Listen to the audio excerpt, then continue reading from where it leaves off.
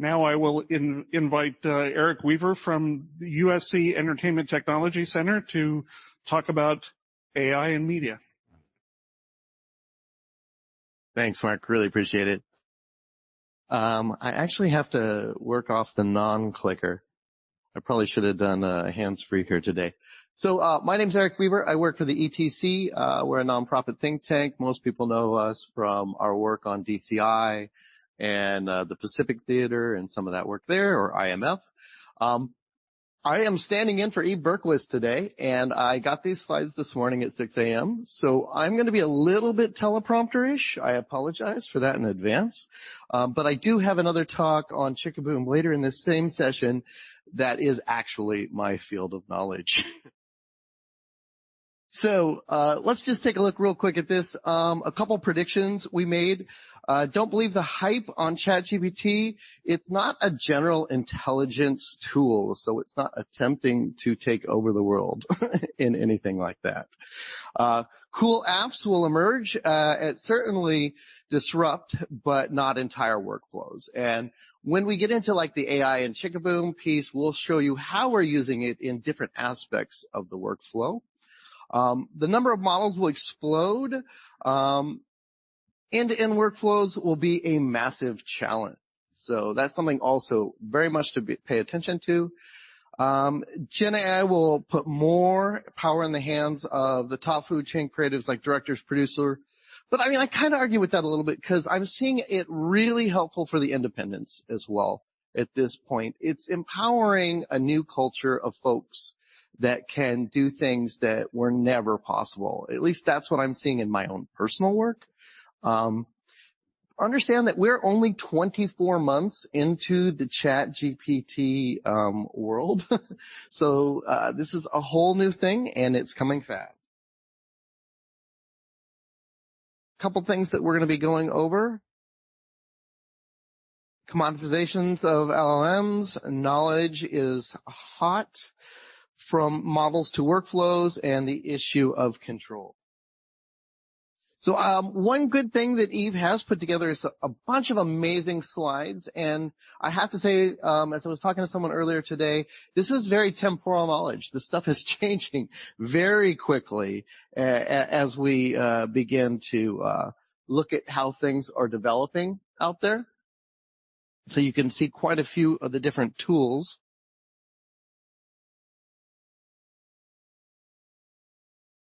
The field of AI as a whole is changing, but as you can see in this slide, most of the innovation is still in the learning domain of AI. There are three broad domains in AI: machine learning, knowledge representation, and reasoning.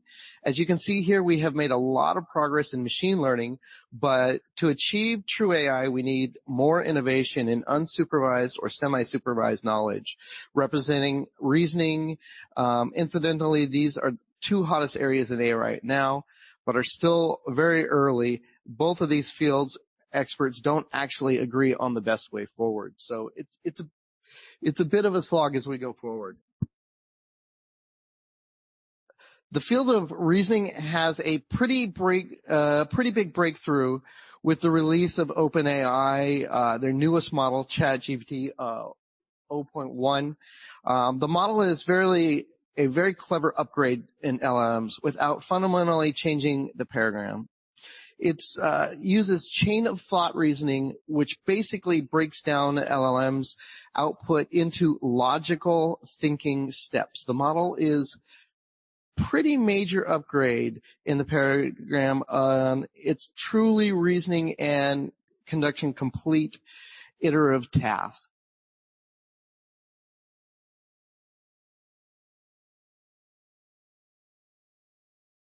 Stating in machine learning dominant domain for a moment, we'll see that the performance of open source versus closed source is beginning to change.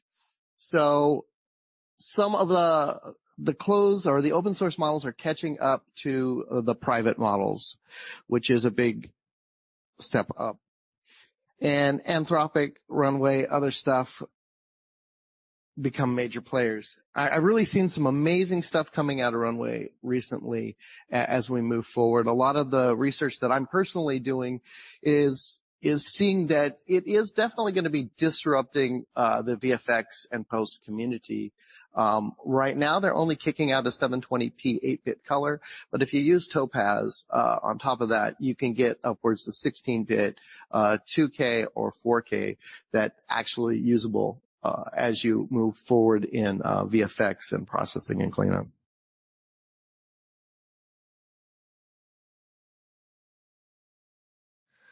Here's a little bit of the leaderboard there on what's going on. And again, Anthropic and OpenAI seem to be neck and neck in the models. The cost to consumers are coming down, but the cost of the models themselves are going up. I recently was speaking with one of the CTOs, not of the studios, but of an adjacent organization, and they had over a petabyte, of which almost half of that was NVMe, simply to run these models on Weka. And if you know what Weka is, it's not cheap.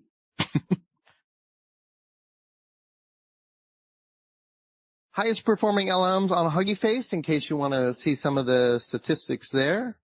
OpenAI and Meta. And again, I have a lot of little details here. I'm not sure if they share the slides with you guys, but we're definitely open to giving these out. One of the caveats is what we're seeing from Harvard Business Review. 87% of all AI initiatives in large organizations fail. Implementation is still scarce. So it is one of the big challenges on how to use this. Now, again, the research I do, I'm using it more for direct production, and we'll show examples of that in the later talk and at the very end of this. But we're having extreme success on our side. Again, I'm not doing large language models. I'm not doing some of these other things for those purposes. I have a bit more of a practical implementation. Three main challenges are alignment, cost, and ethics. Definitely seeing some wonderful challenge in ethics. I do personally feel that within the next 8 to 18 months, all your data sets or your models that Hollywood or Hollywood adjacent people are using will be clean models. You're not going to touch dirty data. It's just going to be irrelevant at that point. So then the ethical issue will come into play of basically stylization, trying to take other people's looks. And what's really funny about that is when someone now is pitching a film, they say it's a little bit like The Godfather, but a little bit like that. So they're already kind of stealing these looks to define an idea that they're pitching. But that will be a strong ethical issue as we drive forward in the future. Here's another wonderful graph on the media hype cycle. I definitely think that last year at this time there was I guess it's a little too late for the notes. I got the rest. Thanks. Sorry, we had some printing issues earlier. Real splash in the face last year. We did a personal analysis, my team, on Sora, and at that time we didn't see it as a legitimate situation, simply due to things like the required need to execute. H100s, H200s on that scale to produce full features in a consistent manner are not easy to get your hands on. And most of those allocations are pretty much dedicated to the Googles, the Amazons, the Microsofts. So if you wanted to build server farms on that size or mass or level, and I'm sure that my friend at NVIDIA in there might argue with this, but I don't know. So we found it difficult, and especially when he was originally asking for $7 trillion, not the, I think, $10 billion that he did raise. So another one for AI and media to kind of look at where things are going and working out. So there's quite a few different areas or fields that we're seeing, and a lot of this is kind of I'm seeing that's practical is utility-based AI, stuff that are making your lives every day easier. And I know that there was a lot of talk last year about it replacing a bunch of the remedial task, but definitely seeing it enter the ecosystem and make life as we're doing things much faster. And I think it's really going to be hard for even an independent at some point to say, I haven't used AI in some form or another. You know, like if they have some kind of backlash of AI in filmmaking, because it's just going to be in your everyday tools, period. You won't be able to really avoid it. But I did see one thing that was exceptionally clever, and I really had the idea to do it before, is to make a purely generative film and then scan it to film. And then deliver film to a film festival, because that would be fun. A couple other things the ETC does to keep people up to date on some of the knowledge out there. Eve runs a roundtable out there in the community. It's every couple months or so. The next one. The closing notes he had here is winners in AI transition are those who will stitch together models and tools, custom workflows, and products. So I will be showing later controlling consistency. A lot of what people are seeing today are more or less spaghetti against the wall. Voice to video or text to video or all these things is not filmmaking, in my opinion. That's editing spaghetti. And yes, you can tell a story off of that, but the controlling consistency that we want is different than that. And we'll show you these actual experiments. 2, best understanding the human-machine integration, UX, hybrid workflows and stuff. And 3, experiment, fail, and who fails first, and then growth. That's one thing that we love to do, especially with our R&D programs, is keep moving. You know, every idea we have is not going to succeed, but we need to keep moving as fast as we can. One thing he wanted to point out is that there is a entirely AI-generated animated series coming out, and a couple points of interest is about a 20% cost reduction, 4 times faster concept to series in 60 days. These are actually, I think, low numbers when we look at it. If you're not familiar with animation, animation is traditionally something that's costing you almost anywhere from $500,000 to $700,000 plus a minute to make. And so being able to move these models faster is really important. And as a matter of fact, an artist sometimes only produces 15 to 29 seconds an entire week of content. And could you imagine spending your entire week to create that much content? Again, I'll be going over Chicken Boom later. So what we did is we took an approach of basically looking at the entire pipeline and finding out what are the tools that work best here in this. And I really quickly wanted to give you an example of kind of more of a utility or a practical thing in AI that we did on the Europa project. And I've got to actually, come on up. My slide transition breaks. So I'm going to hand it off. Hi, I'm Roger Sacalato from Avid. And for NAB earlier this year, Avid worked with Universal Studios and ETC on a proof of concept all centered around the Movie Lab's ontology for media creation. And that's a way of defining data, a very standard way that covers the entire spectrum of production information, from narrative elements all the way through technical elements like clips and production information. So the thing that we'd worked with, so Universal got from the Rebel Fleet production company all of the metadata involved in shooting a film called Europa, which is it's sort of a student run, right? So it's an R&D project that basically is graduate. So we give a grant to individuals of the diversity who's graduated with a master's from USC. Give them an opportunity to basically write and direct a film on a large kind of production basis. So this is like 300 people on the team for a short film. Right. And so Universal took all that information and put it into a graph database based on this OMC specification. What that for us did was, for Avid, allowed us to add in the references to the dailies that came from the shoots And so now we had all the information connecting everything from script supervisor notes, production locations, characters, performers, wardrobe, props. Everything now is connected. And so, the idea there is like, how can we make that available to editorial staff so now they can find their content based on understanding, any angle of query that they want to run, whether it be from show me all the scenes from this narrative, show me all the shots from this narrative scene, which involve this prop, or maybe this performer, or maybe this action, and how do you make that happen? Well, originally I started off doing some graph queries and canned them up so you could try some different things. That worked great, but it really wasn't going to be the kind of thing that people were going to get excited about in terms of, how do you expand that? How do you use it beyond what you've canned? So what we did was we tried an LLM approach where we took the contents of the database, exported it in text form with all of the semantics involved. This scene has these shots, type things.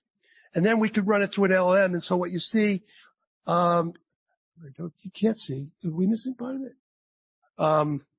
There was a UI that showed our interaction. We call it Avid Ada. But you can type into it, you can type a query, and it will generate a result. So you can do things like, ask, okay, who are the performers in this scene? What characters do they play? Can you summarize scene 7? And then even something like from the supervisor notes, what shots are used, or what shots show the character Gus picking up a rock? And we could make a bin from that. And so now the editorial staff just opens up the bin and they see the shots that they select. And eventually that will become a lot more interactive, where you just type the question in, up pops a window, and you get to see your content. But the whole point of it is to be able to have a conversational interface to find clips, to work in the editorial application, and be able to get the stuff you want faster instead of having to depend on, logging that was done under whatever definition of bin columns that you want to set up, and hope that you've got all the information you need to get your queries to work right. By looking at everything, you don't have to do that logging because the information's already available. It's just how can you unlock it.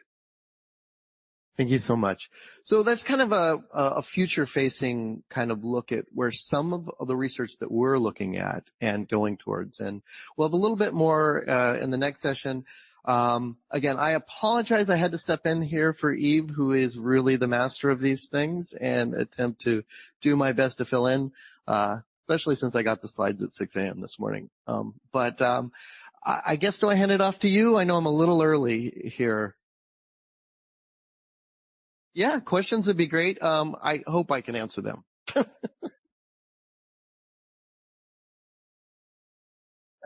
want to ask a question? Hans. So I assume that there's a lot about efficiency increase, cost reductions, why are we doing it, more content, et cetera, et cetera. In Europe, we have a debate with our EBO members at this point of time on how much do we need to inform the audiences that certain content was generated by means of AI. Is this a debate what you are researching? I mean, it might be more relevant to broadcast and news, where the truth resolves or truthness is important, but what's your view on that in terms of explainability of AI to the audiences at the end of the day? So I'm going to give my own personal opinion here. I can't give it from an ETC perspective, but first of all, I would never ever put anything in front of people that I wasn't either creating a custom model or I wasn't developing with totally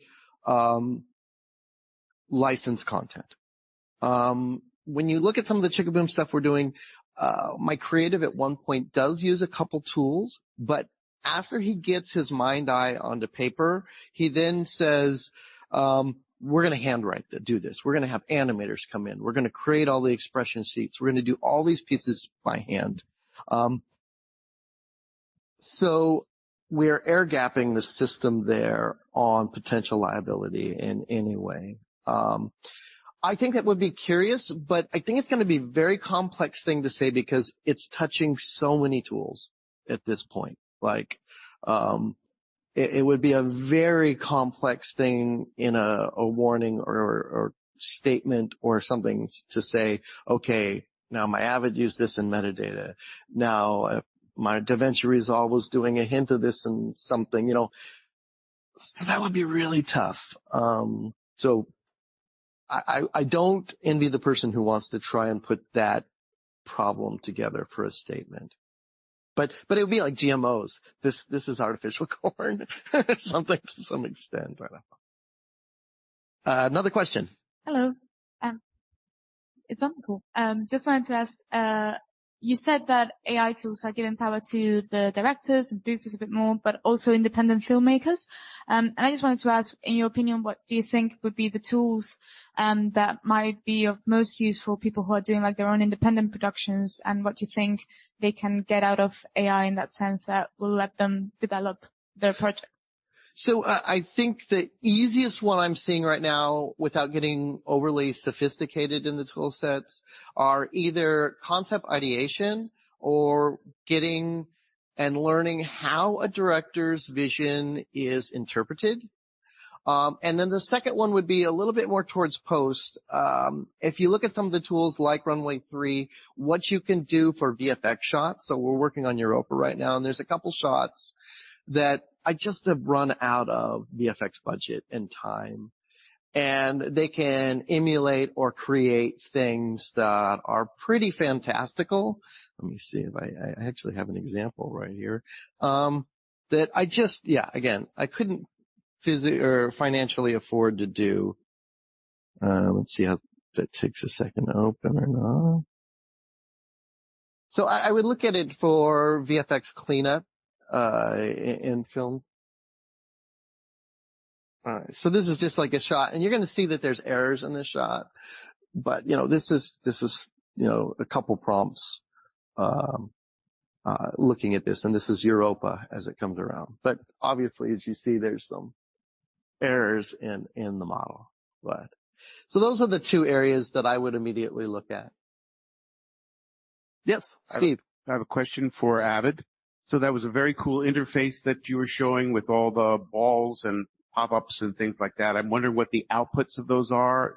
Are those media that's dropping into bins? Are those, what comes out of that? Yeah, that was the primary thing we were aiming for, is bin creation, is basically being able to search your entire clip set based on not just what you've pre-organized, but from being able to dynamically query into the production data and go that way. So yeah, the output is a bin with the shots that match the query.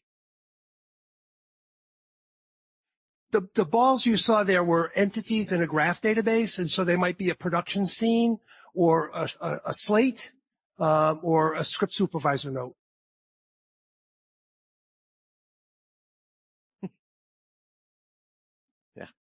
I had a quick question about the licensing. You said safe licensing earlier in the talk, and given the number of parameters that go into training some of these models, how can we be assured that this stuff is safe for use in a commercial use case? So I think that you're going to have to start with the early adopters. I believe Adobe is one of them that has Firefly and stuff, where they're verifying that all of your parameters are clean and safe, that everyone is opted into your models. I do hear rumors of a couple companies that are stepping out for independent potentially and allowing them to either be removed or added to models. I do see some of those companies eventually stepping up in the next, 6 months. But you're going to have to you're going to have to go to the vendor and make sure that they're making a qualifying statement that we have validated all this stuff. Yes. So if AI usage is trying to fly a plane while the plane is still being put together, then you come down to how much do we need to change how we train the pilot, right? So education, film schools. And this is something that over the last 6 months, over a year, we've been really racking our brains. When do we start to change our curriculum? How regularly do we need to change our curriculum? Is it going to be a monthly thing, 6-monthly thing? I have no idea at this point of time. Also, which are the skill sets? So a little bit about if we could, have some kind of backward integration, like you're doing from production to models to multi-agent systems. How does that start to impact how we teach filmmaking? Yeah, and Ben, am I going to point you out here on how do we teach this stuff? I mean, because he's out there learning it and teaching it to some extent. But I would say you're going to absolutely have to change that program or curriculum every single semester. You're going to have to understand who you're targeting in that programming. So, for example, I'm about to start our 8th and 9th short film, and we've got these wonderful submissions, and it's going to be purely generative and ground truth generative.